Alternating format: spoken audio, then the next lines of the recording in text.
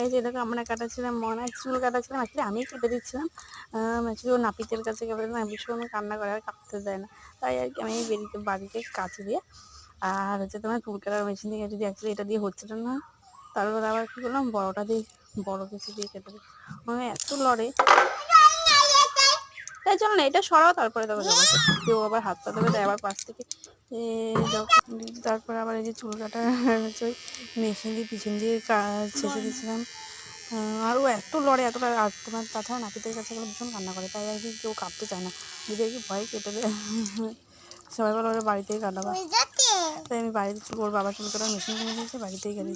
দেখ আবার চুল কাটাটা কেমন হয়েছে, 4-5টা পিছনটা সামনে বেবি কাট যা হয়েছে বাড়িতে, তাই আর টাটা দেবো, আবার টাটা দিচ্ছে। হ্যাঁ আবার তোমাদের সাথে দেখো নেক্সট ভিডিও। টাটা, চুল কাটাটা কেমন হয়েছে, টাটা।